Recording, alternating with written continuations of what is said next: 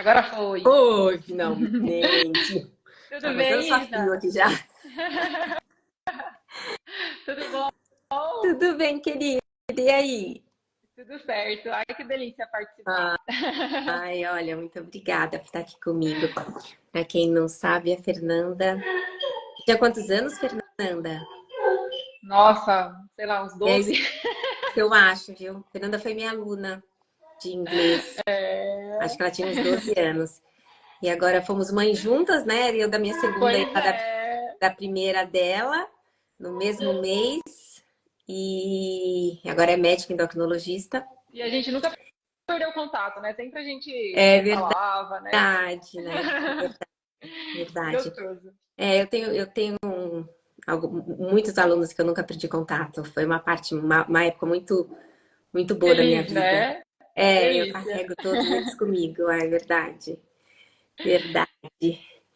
Então Então, vamos lá, vamos vai lá, começar.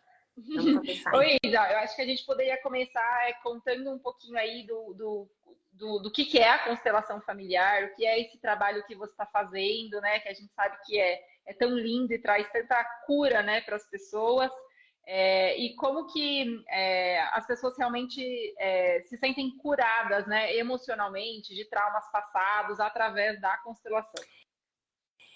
Então, essa eu acho, assim, essa é a pergunta do milhão, porque a constelação é uma coisa para ser vivida, experienciada e sentida. Ela é muito difícil da gente explicar com palavras racionalmente. Mas eu vou explicar um pouquinho para as pessoas conseguirem entender um pouquinho do que é. Então, assim, nós somos feitos de energia. E a gente está o tempo inteiro comunicando com o mundo a nossa energia, né? A nossa energia pessoal. A constelação ela não tem nada a ver com espiritualidade, ela não tem nada a ver com a vida espiritual, nem com religião, nem com nada disso. Ela é simplesmente a nossa energia, o que a nossa energia, o que vem da nossa alma tá comunicando. Né? Então, quando ela foi desenvolvida lá atrás, com Bert Hellinger na Alemanha, ele usava representantes de pessoas, né? Eles escolhiam lá pessoas que iam representar os familiares daquela pessoa que estava em tratamento. E esses representantes, sem nunca ter entrado em contato com aquela pessoa, eles acabavam assumindo a postura do pai, da mãe, e fazendo ali como se fosse um teatro do que seria a vida daquela pessoa, e realmente retratando o que acontecia. E isso não era feito por nenhuma causa sobrenatural, isso era feito pela energia que era comunicada daquela pessoa ao ambiente. Aquilo que acontece quando às vezes você encontra uma pessoa e você logo se sente uma afinidade, ou você não sente, né? Então, você chega em casa irritado e logo teu filho faz uma birra. Você nem falou com ele, mas ele sentiu tua energia pesada ali, tua energia ali de irritação, ele logo vai ficar irritado também. Então, assim, aí você fala, nossa, nada dá certo hoje, né? Desde de manhã e aquilo tudo não dá certo, é a energia que está comunicando com o mundo. E a constelação é da mesma forma. E aí depois se desenvolveram várias outras técnicas de constelação, né? Uma que eu uso muito que é na água, que a água é um excelente condutor de energia. E os bonecos na água, eles vão andando e contando a história ali de onde tá as dores e as questões relacionadas. Se a gente tivesse noção de tudo que está relacionado e vinculado com as questões dos nossos ancestrais, quando eu falo ancestrais, eu falo dos nossos pais, dos nossos avós e bisavós, não muito mais do que isso. A gente fica surpreso de ver o quanto de coisa que é solucionada olhando para essas situações. Então, em linhas mais ou menos assim. Agora, assim, para realmente saber o que é uma constelação, tem que fazer uma. Porque só Tem que fazer vivendo que uma. você tem realmente a experiência do que é. Tá. E como que você acha que a constelação ela age aí, né, nessa questão, né, de envolvimento aí com doenças? O que que ela tem a ver com isso? Então, todas as doenças começam na alma. Primeiro, quem adoece é a nossa alma. Se a gente não olha para ela, aí a doença chega no corpo. Então, no momento que a doença está lá na alma, ela está lá, ela está te chamando a atenção, ela está te chamando a atenção, você não olha, então ela chega no teu corpo. E aí, quando ela chega no teu corpo, aí essa coisa complicou um pouquinho, né? Mas aí o que que acontece? No momento que ela chega no teu corpo, se você vai lá e descobre a origem dela, né? De onde ela veio, talvez você não cure mais, porque ela já chegou no corpo. Mas você tem uma chance de ter uma relação muito melhor com aquela doença no momento em que ela se torna, que você tem a consciência do que ela veio. Mas assim, a gente sempre adoece da alma pro corpo. E você tem a chance também de aceitar aquilo, de saber trabalhar melhor com aquilo, né? Exatamente. Às vezes, quando você muda o ângulo de visão sua com relação à doença, e você começa a enxergar ela, muitas vezes, na hora que a gente faz a constelação, a doença aparece como um bloqueio na nossa frente, bloqueando a nossa vida. E depois que você constela e enxerga, né, exatamente o que está acontecendo, esse bloqueio passa e a doença acaba virando ali do seu lado. Ela não bloqueia mais o teu caminho, mas ela tá ali do seu lado, né? Ela vai continuar ali, mas agora ela não te bloqueia mais. Então agora você tem uma relação diferente com ela. Ela tem uma relação ali do teu lado, de estar lá, mas que agora você então consegue se relacionar com ela sem que aquilo seja um impedimento, um bloqueio para sua vida.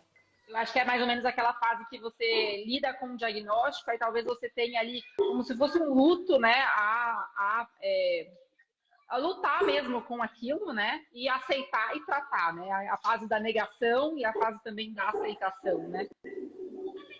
E eu acho que quando você consegue perceber as coisas que vêm por trás daquela doença, aquilo que ela vem comunicar para você, a doença pede a necessidade de ficar gritando, né? Eu acho que se você entendeu a causa dela, ela então consegue ter uma existência um pouco mais suave com você. Sem que ela precise estar ali gritando para você o que você precisava ouvir com ela, o que você precisava enxergar com ela. É bem bonito isso, né? E é tão difícil de aceitar, né? Eu vejo isso muito no meu dia a dia, né? Tanto em doenças crônicas, né, autoimunes, como, por exemplo, Hashimoto, eu vou citar. Geralmente tem muita relação... Ó, minha pequenininha aqui chamando o pai. Geralmente tem muita relação com isso, né? Sempre tem, né? Algum trauma mal curado,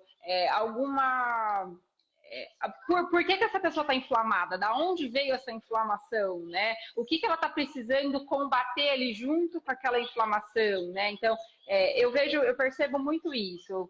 Tem muita relação com ansiedade, com depressão, em momentos de fragilidade, que essas doenças às vezes costumam aparecer.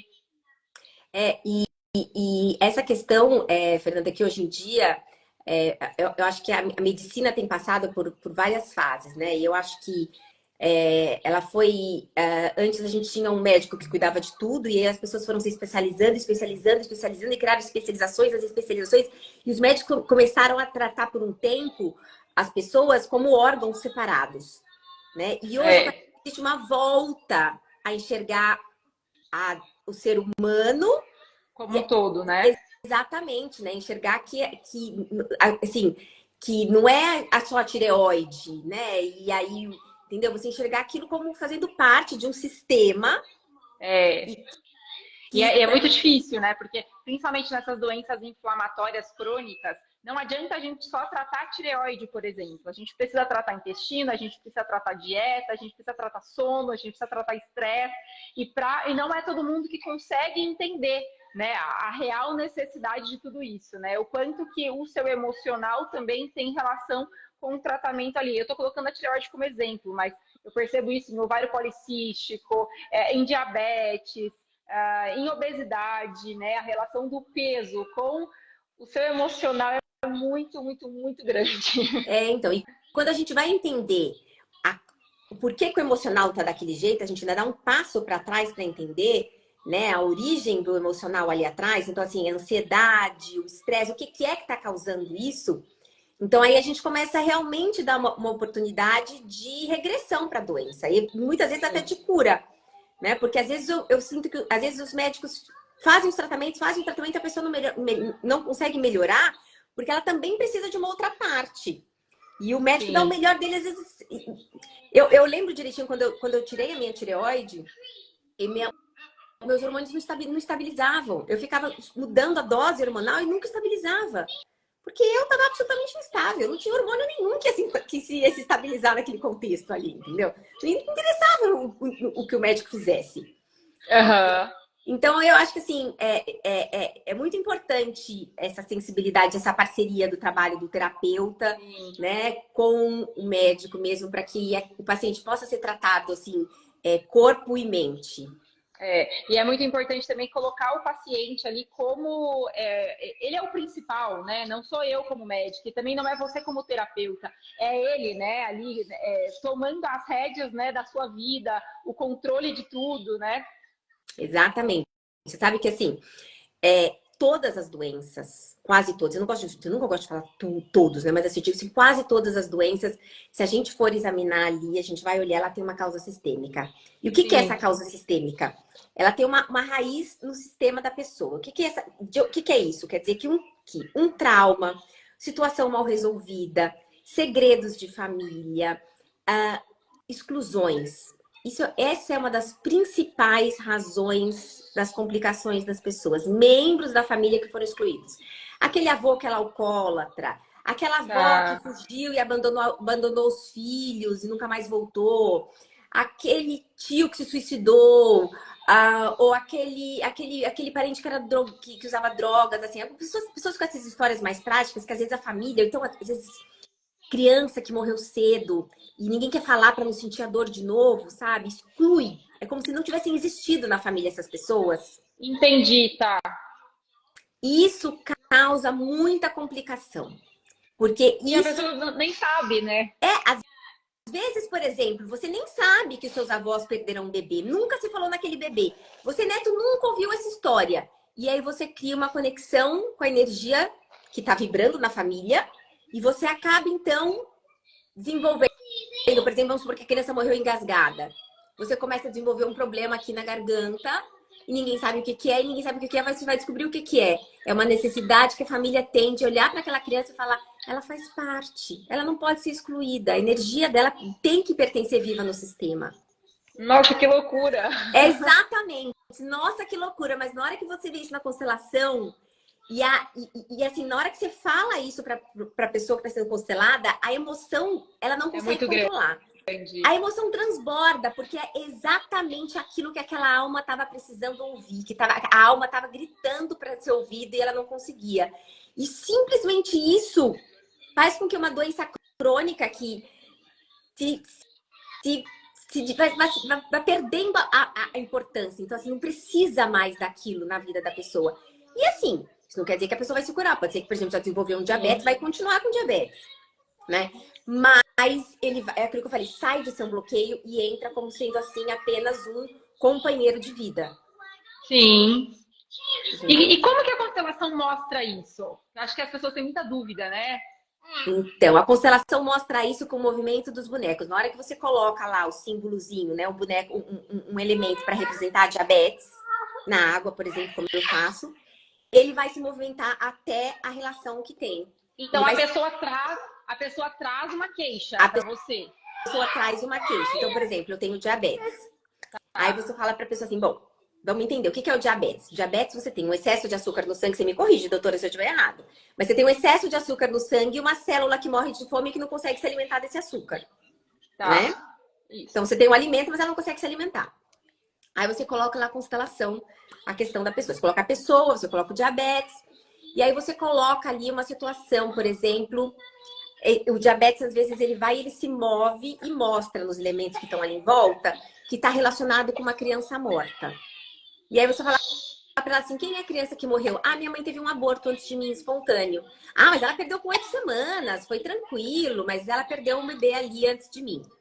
Tá, e você vai lá e pede para a pessoa, então, colocar um boneco para representar esse bebê que não nasceu. E aí ele vai e se gruda no diabetes. E às vezes... Nossa, tá. Às vezes, juntos, eles vêm andando até você ainda e grudam em você para mostrar que, assim, que é isso que tá trazendo. Então, o que você faz? O que aconteceu? A mãe dessa criança tinha excesso de amor, porque ela amava demais, dava amor demais para aquela criança. Mas o amor não era para aquele filho que tinha nascido. O amor que a mãe estava dando, na verdade, era para aquele bebê que não nasceu. Ou seja, você estava recebendo um amor e não conseguia se alimentar dele, porque ele não era para você. Olha isso! Mas assim, essa não é a única causa da diabetes, né? Tem muitas outras questões que podem causar diabetes, mas esse é um exemplo lindíssimo exemplo que dá pra gente ver aí de uma forma Bem representativa, assim, bem né? simples, como é que é. Então, assim, os bonecos na água, eles fazem um movimento e eles contam a história inteirinha pra você. Eles contam, você fala assim, mas nossa, mas se mexe para um lado, se mexe para outro, mas você olha, mas não tem vento aqui, mas o que é que tá mexendo esse boneco? É energia, não é nada espiritual, não é nada disso, é energia. A energia vai contando aquilo que a sua alma quer ver. Porque nem tudo a sua alma pode ver sua alma sabe aquilo que você tem capacidade de digerir naquele momento. Ela só vai mostrar aquilo. Por isso que depois de um tempo, também, né? Você pode constelar de novo, porque depois de um tempo, sua alma já pode estar preparada para ver para contar outras histórias para o seu consciente. E tem alguma, por exemplo, existe um tempo, por exemplo, algum paciente é diabético, ele quer começar a fazer uma terapia de constelação familiar. Ele faz uma primeira. E a cada quanto tempo ele deveria fazer a segunda, a terceira, enfim? Olha, para constelar muito. O mesmo tempo, o mesmo tema, pelo menos 6 meses. Entendi. Porque a nossa alma caminha devagar. Depois que a gente vê aquilo, a gente tem que dar um tempo para aquilo ser internalizado, tá? Entendi. Mas se forem temas diferentes, eu sempre peço assim, pelo menos 1 mês, uns 45 dias, pra gente também não ficar sobrecarregado de informações, sabe? As coisas têm que ser feitas com uma certa suavidade, para que a gente tenha tempo de absorver aquilo realmente. Porque a gente passou a vida inteira, imagina, a gente passou a vida inteira, um outro caso muito comum de diabetes. O diabético, ele costuma tomar 2 posturas na vida. Ou ele é a vítima da vida, ou ele é revoltado com a vida e é agressivo. Uhum. É muito comum a gente ver isso. Porque assim, o diabético muitas vezes teve uma vida muito traumática. E ele ficou muito preso nos traumas. Não quer dizer que a vida dele é mais traumática que a de outras pessoas, mas ele ficou preso nos traumas. Aquilo ficou com peso. É a forma que ele lidou com aquele trauma, né? Às vezes ele te conta histórias e tem vontade de chorar. De tão dramático, de tão pesado que é aquilo, sabe? E aí, então... na hora que você conta isso pra ele, você mostra pra ele que ele tá preso naquele trauma do passado e que aquilo tá trazendo a doença pra vida dele, aquilo tá trazendo aquele bloqueio pra vida dele, e você mostra pra ele então, né? Você faz no final da constelação, eu faço uma visualização de cura, onde a gente deixa o passado pra trás e a gente segue pra vida, né? Então a pessoa se compromete a se manter naquela postura de ver o passado, ele existiu, é um trauma, é real, ele dói, mas nem eu ser vítima, eu ser rebelde, adolescente rebelde, não vai mudar o que aconteceu, mas se eu olhar para o meu futuro agora, eu posso ter uma vida bem melhor, e essa diabetes que está me trazendo esse monte de complicações, pode começar a ser só uma coisinha que eu tenho que controlar ali um pouco, e acaba não sendo aquela coisa tão pesada, acaba não tendo, sabe, acaba não sendo uma doença que vai me complicar tanto a vida. Sim.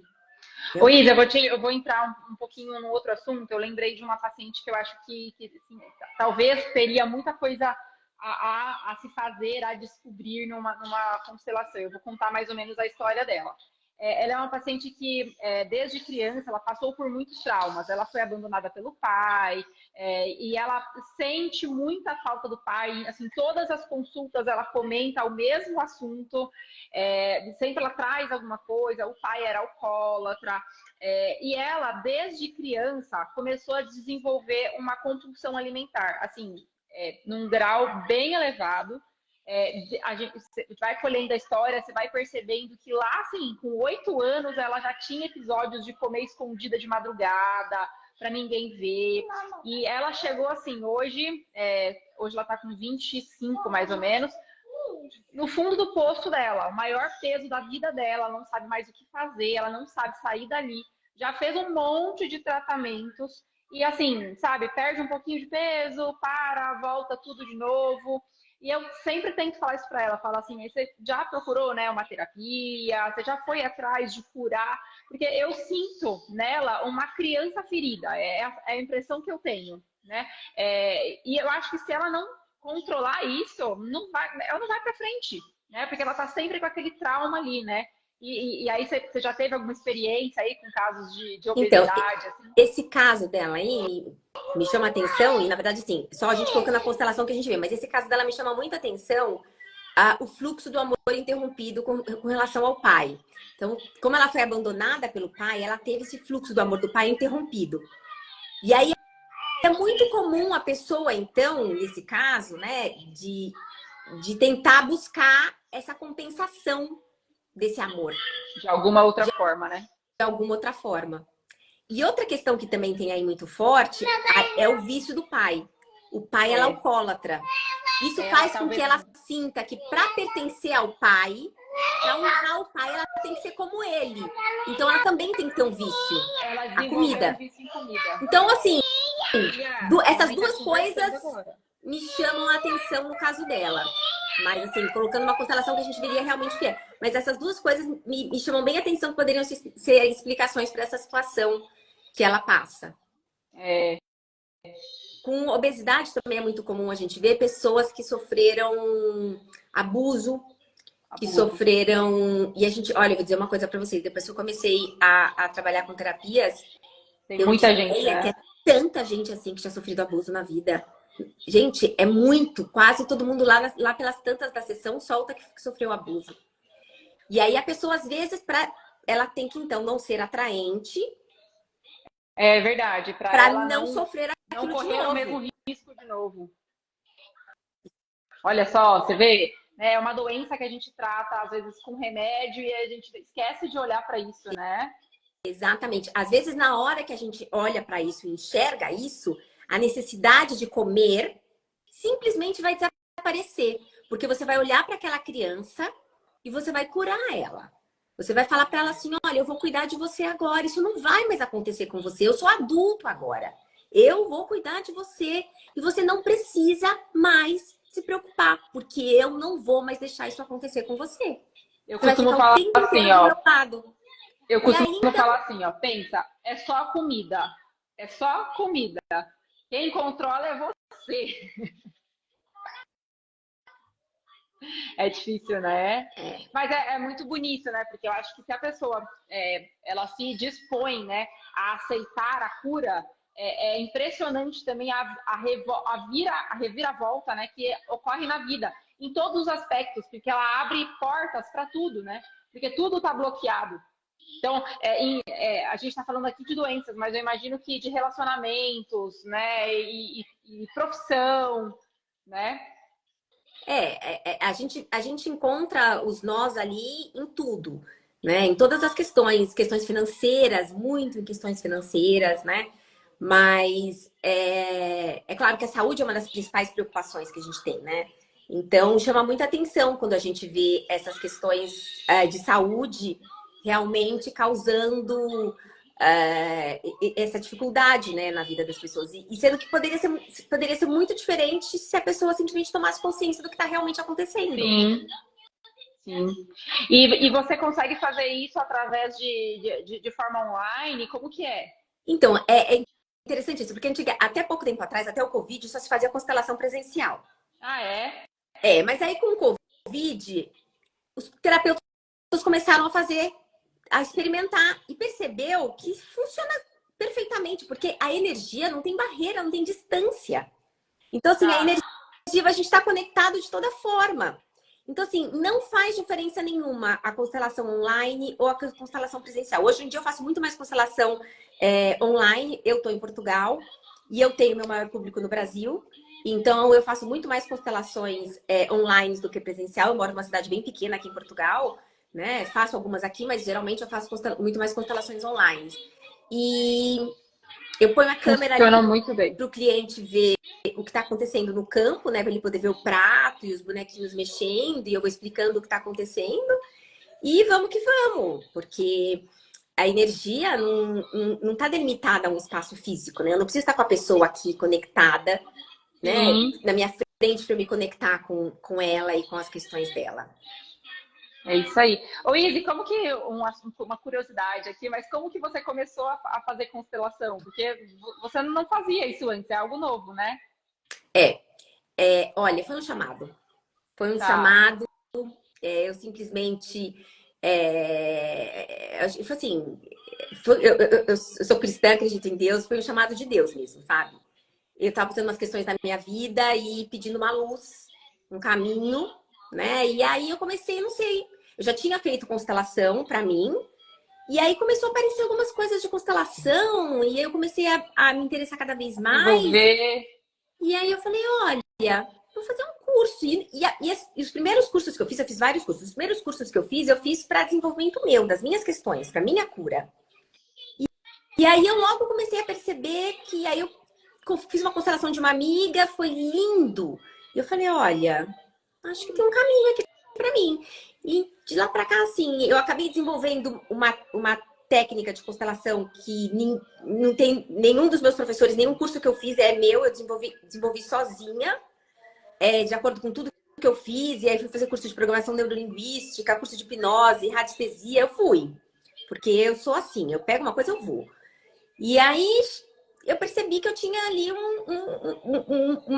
uma bênção muito grande na mão de poder fazer um trabalho que me dava muita alegria, porque não tem nada melhor do que você como médica deve saber, de sentir a gratidão de poder ajudar uma pessoa e sentir que ela é grata a você por isso. Isso É maravilhoso. cura a gente de uma forma absurda.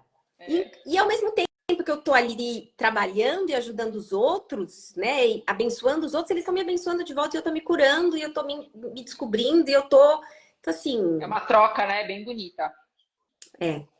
Foi assim que eu cheguei na constelação. Foi numa caminhada dali meio assim, mas cheguei lá e agora assim, não quero fazer outra coisa na vida. Tá Na verdade, realizada. assim, tô estudando outras técnicas, porque eu acho que a gente tem que estar sempre complementando as coisas, né? Mas a beleza da constelação, ó, a Aline falando que ela é grata a você. Obrigada, querida. Que a beleza da constelação e de você poder ver, e você ver transbordando nos olhos da pessoa a emoção daquilo, sabe? Da cura daquilo, sabe? É bem bonito, né? É incrível. É incrível. E serve para qualquer coisa, né, Isa? Para todo mundo, né? É, Qualquer questão que a pessoa possa trazer, a constelação ela pode agir. a constelação é para uma dor.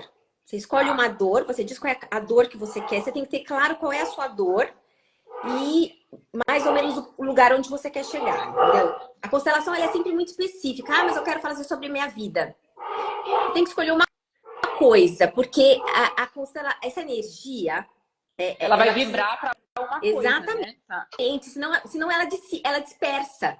A energia está dispersa em muitas coisas. Você precisa estar focado e concentrado naquilo. Então, assim, é muito comum hoje, você está com a sua pequena aí, eu faço muita constelação das mães constelando para os filhos.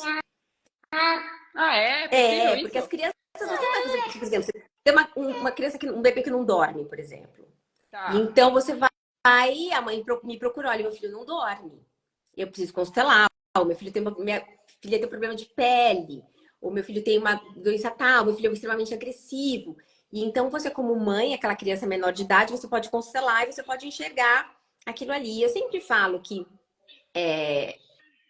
nós pais temos que nos curar para não deixar esse trabalho para os nossos filhos. Passar, porque passa, né? A gente sabe.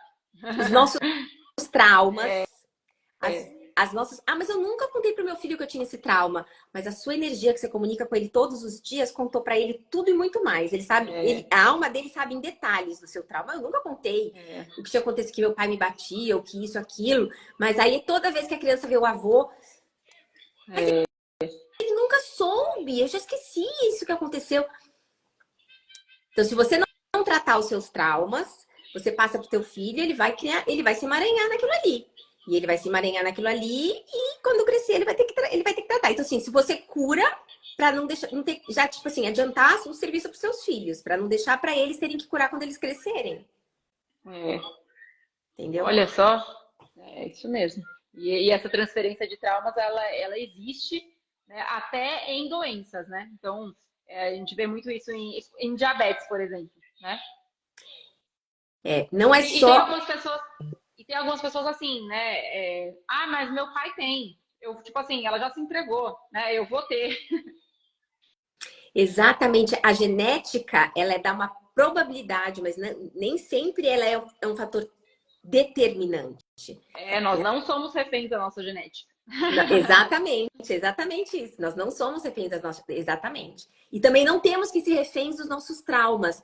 Não é porque a gente teve uma infância difícil, porque isso, porque aquilo, que a gente vai passando. Ah, não, mas eu sou assim, a vida nunca vai prestar, porque eu fui abusada quando era criança, meu pai era alcoólatra, ele me batia, aí minha mãe fugiu de casa, me deixou com meu pai, aí meu pai casou com uma mulher, aí teve aquela infância horrorosa.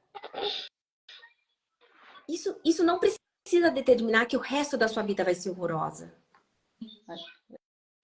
É muito importante isso. Assim, existe um outro caminho para a vida que não precisa ser esse, né? Então vai ser pro resto da vida assim? Não precisa ser. Trauma, né? Não precisa ser. Catarina tá cansada. Né? É o horário que ela fica coladinha comigo, sabe? Nada resolve. Vida de mãe. Vida de mãe, né? Não tem jeito. Então, é o horário que ela tá aí, comunicando da sua energia, dos seus traumas. Então, assim, vamos curar eles para você não para que ela não tenha que fazer esse trabalho, né? Eu falo assim, vou curar minha ansiedade para não deixar que meu filho tenha que curar. Vou curar a minha depressão, vou curar o meu medo, vou curar as minhas coisas para que meus filhos não tenham isso no caminho deles. Eles vão ter outros, mas os dele, não os meus. Né? É isso mesmo. Será que alguém quer fazer alguma pergunta aqui? Deixa eu ver. É legal a gente respondendo também, né? Olha, eu tinha recebido mais cedo uma pergunta sobre Hashimoto. E aí, vou falar aqui minha parte, depois eu queria te fazer uma pergunta com relação a isso. Que ela tinha me pedido como eu vou tentar depois descobrir como é que salva essa live. Eu acho que eu vou conseguir salvar. Eu acho que quando a gente finaliza, aparece para salvar, né? Quer salvar, tá. E ela me perguntou sobre Hashimoto e eu queria dizer para ela, dizendo que ela não engorda. Uhum. E que ela vive cansada e que ela não toma nenhuma medicação. E eu queria dizer assim, da minha parte, né, do que eu acho assim, desequilíbrio das emoções causa desequilíbrio dos hormônios, causa desequilíbrio na tireoide, né? E da mesma forma em que você tem a disfunção do peso para o mais, você tem a disfunção do peso para o menos. Também por causas emocionais, não necessariamente só causas metabólicas, né? Então, é importante que dê uma olhada também nessa parte, né? Não só na parte física. E ela queria saber uma coisa, e eu sei que é bem a sua área. Tá. Ela queria saber com relação ao Hashimoto, com relação a alimentos. Eu sei que é bem aquilo que você trabalha. Você tá sempre falando aí, dando as dicas do que comer, do que não comer. Um dia desse eu vi um post seu do que não comer. Eu falei, meu Deus do céu, vou cancelar a Fernanda aqui agora. Deu o que falar esse vídeo, viu? Eu vou explicar um pouquinho a diferença, né? Porque às vezes as pessoas confundem, acham que o Hashimoto já significa que a pessoa tem o hipotireoidismo. Então, eu vou começar pelo hipotireoidismo, que eu acho que fica mais fácil de todo mundo entender. Então, a gente tem que pensar na nossa glândula tireoide como se fosse uma balancinha, né? Ela faz aí a secreção do hormônio, né? Do T4, que depois é transformado em outro hormônio chamado T3, né? Através do comando que o TSH dá para ela. Então, ele vai funcionar ali realmente como uma balancinha. Funciona perfeitamente, a sua tireoide está responsável pelo seu metabolismo. Então, todas as partes que estão relacionadas ao metabolismo vão estar funcionantes. Isso tem relação com peso, tem relação com o intestino, tem relação com o humor, tem relação com as emoções, né? Tem muitas coisas que interferem aí no nosso metabolismo. A pele, oleosidade, pele seca, enfim, tem várias questões. O Hashimoto, então assim, o hipotireoidismo, ele significa que a sua tireoide está hipofuncionante. Então você tem menos hormônio do que você precisaria ter, né? Por alguma descompensação. Pode ser causada pelo Hashimoto ou não. Pode ser, por exemplo, um caso que você, por exemplo, que retirou a sua glândula tireoide por um nódulo, por alguma outra questão. Então você ficou com um hipotireoidismo porque você retirou, né? Agora, o Hashimoto, ele é uma doença inflamatória sistêmica. Ele não tem relação só com a glândula tireoide. Ele pode ter esse autoanticorpo, que é inflamatório, ele pode atacar outras células. Então, por exemplo, é muito comum a gente ver pessoas com Hashimoto que têm dificuldade de engravidar, porque ele também tem alguma alteração ali a nível de ovário. Ela A gente vê muito teve. Hashimoto. Ela teve dificuldade de A gente engravidar. vê, olha só, a gente vê muito Hashimoto com alterações intestinais super importantes, alterações de pele, dermatite, eczema, tontura, labirintite, é bem comum mesmo, tá? E o que é importante saber? Que diante de uma condição inflamatória crônica, não adianta só dar hormônio para a tireoide, a gente tem que tratar essa inflamação como um todo. Então, a gente precisa tratar dieta, a gente precisa tratar sono, a gente precisa tratar atividade física, a gente precisa tirar essa pessoa do sedentarismo, né? Porque o nosso corpo ele foi feito para estar em movimento. O corpo em movimento é um cérebro em movimento, é uma mente ativa, né? Uma mente que trabalha para você, né? Então, aí a gente começa a trabalhar em todos esses pontos e a gente começa realmente a ver uma melhora, porque essa pessoa vai desinflamando, que é a causa daquela descompensação, né, do que está atacando, porque a doença autoimune é uma célula que interpreta o teu corpo como um agente ruim, né, ela tenta atacar sempre o teu corpo, né? E a relação dos alimentos com o Hashimoto é bem impactante, porque, por exemplo, o glúten. Glúten é um alimento extremamente inflamatório, né, para o nosso corpo. A gente não consegue lidar bem com a proteína do glúten, né? Então, muitas pessoas se sentem inchadas, tem intestino preso, ou então tem intestino solto, enxaqueca, tem muita relação ali com o glúten, né? Às vezes, doenças de pele. E a proteína do glúten, em especial com o Hashimoto, ela tem uma ligação bem importante, porque o autoanticorpo da tireoide, ele interpreta o glúten como se fosse tireoide. Então, ele começa a atacar mais e mais e mais. Então, em casos de Hashimoto muito descompensados, não tem jeito. A gente precisa retirar o glúten e é uma melhora tão grande, assim, coisas que a pessoa nunca teve, nunca percebeu, que, por exemplo, enxaqueca. Né? Tem muita gente que sofre ali de enxaqueca, passa anos, troca de médico, faz novos tratamentos e às vezes a causa é o glúten. Né? Você retirando isso, você já consegue ver uma melhora muito grande. O leite também, por ser também muito inflamatório, né? Principalmente a nível intestinal, e alimentos industrializados como um todo, né? Porque se passa por indústria, a gente já perdeu aquilo que a natureza deu pra gente, na maioria das vezes, né? Então deixa ali de ter os benefícios, né? Os nutrientes, os minerais que a gente precisaria. Uhum. E até vou fazer um comentário aqui, porque eu recebi um comentário falando que dela que tem hipotireoidismo e toma medicação desde os 16 anos. E eu digo que, vou dizer para ela, ela vai entender muito bem, que a tireoide está extremamente ligada com o desequilíbrio da autoestima. Tá. Na hora que você tem a questão de se ver como menos, de se sentir humilhada, de se sentir inferior, de se sentir, de ser uma pessoa mais negativa, de olhar para o copo meio vazio, de dar muita importância para o que os outros falam de você. Isso desequilibra as emoções, desequilibra os hormônios, desequilibra a tireoide. E perguntaram ali em cima sobre a retocolite ulcerativa e doenças do intestino em geral, né? E as emoções. Acho que as doenças do intestino em geral, acho que intestino é o nosso segundo cérebro, né? Então, já começa por ali, né? A gente sabe que praticamente todas as doenças, elas têm uma origem, igual você falou, na alma e também no intestino. Né? Então, tratar bem desse intestino é tratar bem da saúde como um todo. Né? Não importa o seu diagnóstico, não importa se é retocolite, não importa se é Crohn, se é doença celíaca, a gente sempre tem que cuidar do intestino. Então, é uma pergunta que eu faço em todas as consultas, não importa se é a primeira, a segunda, 10ª vez que passa. Como está o intestino? O intestino funcionante não significa só eu ir ao banheiro todos os dias. Significa você não ter sintomas gastrointestinais, significa você evacuar de maneira satisfatória, né? Com fezes bonitas, além disso, né, não ter inflamação intestinal. Então, alimentação, né? Tudo isso com certeza tem muita relação, não tem jeito.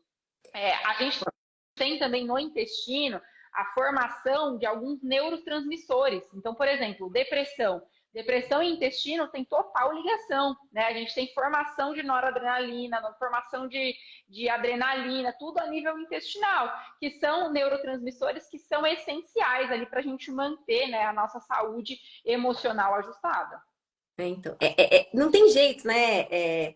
Tem que tratar inteiro, né? Tem que tratar corpo, tem que tratar a alma e tem que tratar o sistema como um todo, né? Por isso que a medicina integrativa ela é tão bonita, né? Porque ela consegue aí juntar todos esses aspectos, né? A gente não trata só a tireoide, né? A gente não trata só o intestino, a gente trata tudo isso, né? Alguém está fazendo uma pergunta. Falando dessa questão da intolerância do glúten e da lactose, se ela reparou que depois dos 40 anos ela tem passado mal com leite, pães e farinhas em geral. Então, geralmente as intolerâncias são assim mesmo, né? A gente não percebe de criança, né? É difícil você ter uma intolerância, quando é realmente intolerância, tá? Que é diferente de alergia, por exemplo, tá? A intolerância, ela vem com o consumo repetitivo, né? Então, são anos comendo da mesma coisa até que você repare que aquilo te faz mal. Mas até que você repare, não significa que você não tinha antes. Porque às vezes você não se dava conta, né? Então, por exemplo, tem muita gente que come uma pizza no domingo e na terça-feira tá lá se coçando. Aí achou que mexeu com algum produto de limpeza e tá com alergia daquilo ali, ou então tá com rinite, às vezes não é. Às vezes foi o glúten, foi a lactose que veio lá no domingo. O nosso corpo, a medicina integrativa, essa questão do nosso corpo e a terapia sistêmica funcionam de forma muito parecida. Da mesma forma que a gente integra os órgãos no sistema do corpo humano, a gente tem que se integrar dentro do nosso sistema familiar. Faz muito sentido, justamente. Faz muito sentido. E da mesma forma que eu falo que a doença vem da alma e a gente não presta atenção, aquilo vai acumulando e vai até que grita e vira uma doença no corpo, é a mesma coisa disso que você está falando. A gente passou a vida inteira comendo aquilo, até que o corpo fala, chega, não quero mais. É muito isso mesmo.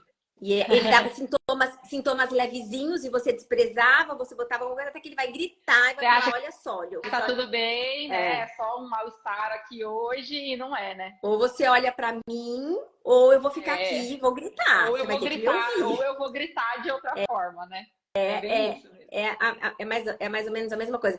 E por isso que eu acho assim, eu tenho visto cada vez mais médicos consteladores. Um dos cursos que eu fiz, inclusive, foi com um médico que é constelador. Nossa! E ele fala muito disso, de você assim, não é porque a pessoa fez constelação que ela vai parar o tratamento médico, muito pelo contrário, não tem nada a ver. Claro que não. São duas coisas, mas o quanto que a parte terapêutica, né, a parte emocional pode ajudar aquele tratamento médico ser mais rápido, tudo ficar mais suave, tudo fica mais leve, tudo fica mais fácil de ser digerido pela pessoa. É isso mesmo. E torna a vida dela mais leve. Mais fácil, né? Torna a vida dela mais leve. Eu acho que a gente podia marcar outra. O que você acha? Eu achei. Foi ótimo, né? Foi ótimo. A gente abordar talvez alguma outra coisa, né? Não sei. Eu também acho. Olha, antes da gente terminar, eu queria tirar uma cartinha aqui do meu oráculo do pão aqui para deixar uma mensagem para todo mundo. Não é previsão de futuro, não. É só uma mensagem para refletir, tá? Olha só. É a mensagem que fala em desapego. Soltar, entregar, deixar fluir, deixar partir, fluir, viver no presente, sem o peso do passado, sem expectativas para o futuro. Saber de nossa finitude, saber que somos passageiros, sem posses, sem medo e sem culpas. É. Linda, né? Depois eu vou tirar uma foto e vou postar no Stories Ai, tira, tira. para quem quiser ler depois. Porque Adorei. achei muito linda essa mensagem de desapego. Eu É, tava precisando ouvir ela hoje. não é? Eu acho que muita gente aqui, acho que eu também. Olha, gente, muito, muito, muito obrigada a Adorei. todo mundo, Obrigada para pela vocês. participação de Obrigada, novo. Fernanda. Foi muito bom estar aqui com você. Doutora Fernanda. Mas é difícil, você Ai, conhece você com 12 Kátia. anos. Uma menininha, né? Pois é, né? Agora são todas mães, sua irmã é mãe, todo mundo é mãe. Agora eu falo, ai, É. somos todas. Bom, mas olha, Desculpa pela, deixa eu aqui desculpa pela registrado que ela Catarina, eu tinha tava 12 sozinha, meu marido chegou depois. e eu tinha só 16 quando eu comecei a dar aula. Eu era muito novinha também, Olha tá? Deixa só, nossa, registrado era aqui, muito né? novinha. É, você era bem novinha mesmo. É, não posso ficar com fama de velha aqui também, não. Não vai dar. Gente, muito, muito obrigada para todos vocês que estavam aí. Olha, mil beijos para todos. Obrigada. Obrigada, Muito gente. feliz. Isa, Agora adorei, viu? vamos torcer para dar certo e a gente conseguir salvar. Vai sim. Um beijo. Beijo, gente. Boa noite. Tchau. Boa noite. Vamos ver como é que eu saio daqui agora.